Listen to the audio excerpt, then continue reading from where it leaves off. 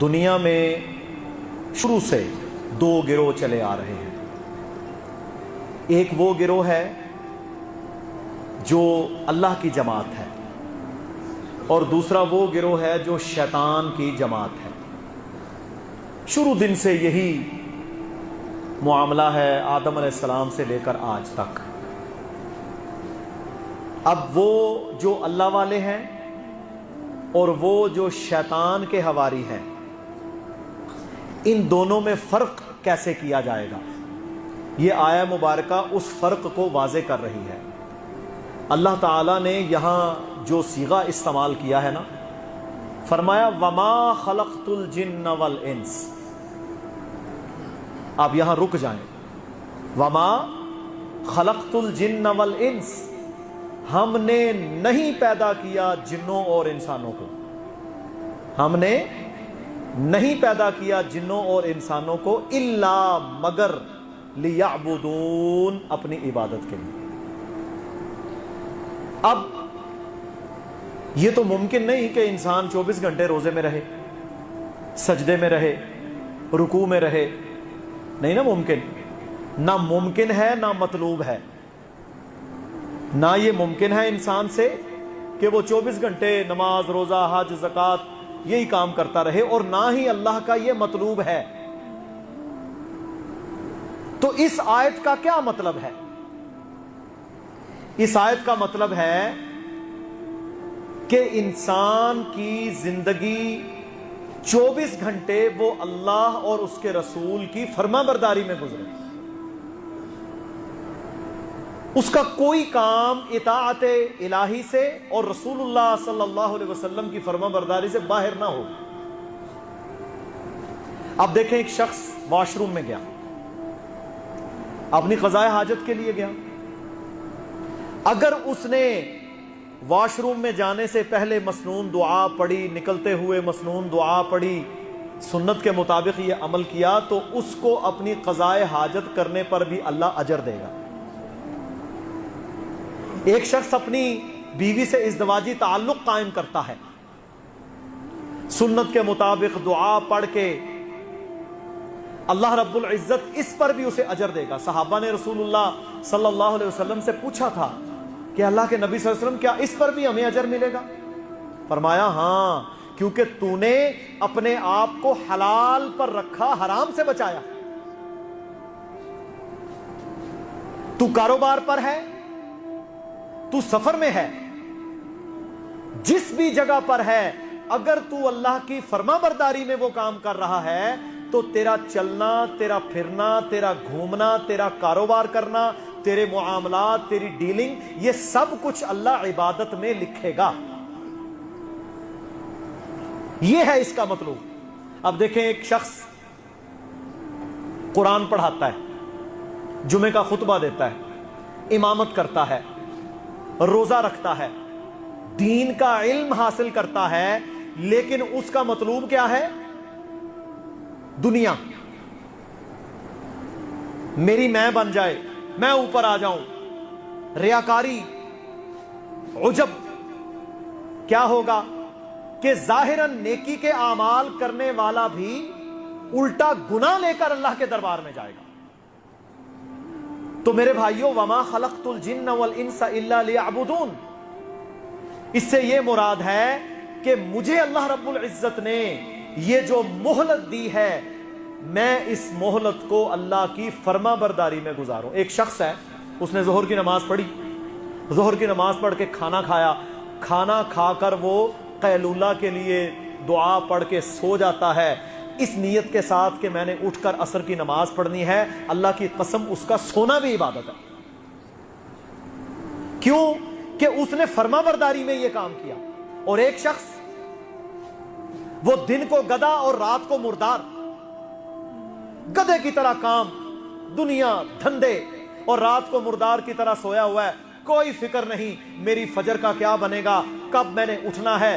میرے بھائیوں، کیا ہوگا؟ اس کی ساری رات، اس کا فجر تک اور پھر سورج نکلنے تک سوئے رہنا، یہ اس کے اوپر لعنتوں کا سبب بنے گا، عبادت میں نہیں آئے گا. تو میرے بھائیوں، نوجوانوں، ساتھیوں، ہم نے اپنی زندگیوں کو इबादत वाली जिंदगी बनाना है। इबादत वाली जिंदगी, सुन्नत वाली जिंदगी, इबादत वाली जिंदगी, अल्लाह की फरमाबरदारी वाली जिंदगी। जब ये जिंदगी हम गुजारेंगे तो हमारे शबो रोज, दिन और रात वो ऐसे गुजरेंगे कि हम कोई काम अल्लाह की मर्जी के खिलाफ नहीं करेंगे। अब देखें ना, आपने लेन देन किया, कारोबार किया, हलाल रिस्क कमाना यह इबादत है। मेहनत मजदूरी करना यह इबादत है। लेकिन यह कब तक इबादत है? जब तेरा रिस्क, तेरी दुनिया, तेरा काम, तेरा कारोबार, तेरे बीवी बच्चे तुझे अल्लाह की इबादत से अगर ना रोके। अगर तूने कारोबार के अंदर, काम के अंदर, दुनियादारी के अंदर अल्लाह उसके रसूल की बगावत शुरू कर दी तो फिर क्या होगा? फिर यही मुआमलात तेरे लिए वबाले जान बन जाएंगे कि इन्नमा अम्वालुकुम व औलादुकुम फितना। फिर यही औलाद और माल तेरे लिए फितना बन जाएगा। तो हमने अपनी जिंदगी को अल्लाह की इबादत बनाना है। जब हम अपनी जिंदगी को अल्लाह की इबादत बनाने का ठान कर, मेरे भाइयों, सोएंगे, उठेंगे, लोगों से, आप देखें ना, आप आए हैं, आप घर में आए, आपने सलाम किया, यह भी सुन्नत है। आप बैठे, आपने नसीहत की, आप जाती दफा सलाम करते हैं, आप लेन देन के अंदर, मुआमलात के अंदर नरमी करते हैं, आप कर्ज जिसने देना है आपका उसको नरमी देते हैं। ये सब कुछ अल्लाह के नबी के अहकाम हैं। आपको इसमें भी इबादत का अजर मिलेगा। तो अल्लाह रब्बुल इज्जत हम सबको अपनी जिंदगियां कुरान मजीद की इस आया मुबारका के वमा खलक़तुल जिन्न वल इंसा इल्ला लियअबुदून, कि हमने नहीं पैदा किया जिन्नों और इंसानों को मगर अपनी इबादत के लिए, इसके तहत गुजारने की तौफीक अता फरमाए। और हम पूरी जिंदगी इस आयत के मुताबिक अगर गुजारेंगे तो कुरान और सुन्नत, दीनुल्लाह, शरउल्लाह, रसूलुल्लाह सल्लल्लाहु अलैहि वसल्लम की सुन्नतों के मुताबिक हम आगे बढ़ते चले जाएंगे। और छोटे मोटे सगीरा गुनाह तो अल्लाह ताला आपके 5 नमाजों से ही माफ कर देगा। कबायर से बचना है, कबायर से बचना है, अल्लाह की वाज़े बगावतों से बचना है, फिर अल्लाह रब्बुल इज्जत आपको इंशाअल्लाह छोटी मोटी गलतियां अल्लाह माफ कर देगा।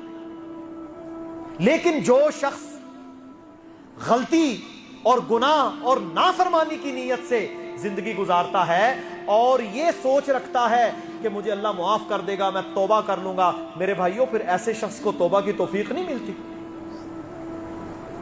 जो सिर्फ जानते बूझते हुए गुनाह करे और ये ज़हन में हो कि मैं तौबा कर लूंगा, फिर जानते बूझते हुए, फिर जानते बूझते हुए, हालांकि शरीयत तो ऐसे बंदे को भी अगर वो तौबा कर ले माफ कर देती है। लेकिन उसे अल्लाह का खौफ करना चाहिए। ये ना हो कि आज उसने गुनाह किया, कहा मैं रात को तौबा कर लूंगा, लेकिन रात उसे मिल ही ना सकी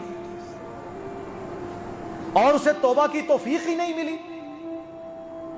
रसूलुल्लाह सल्लल्लाहु अलैहि वसल्लम ने फरमाया, तू जब नमाज के लिए खड़ा हो तो तेरी ये ख्वाहिश और सोच होनी चाहिए कि ये मेरी आखिरी नमाज है, बस इसके बाद मेरे पास कोई मौका नहीं है दूसरा, आज मैं अपने आप को साफ कर लूं।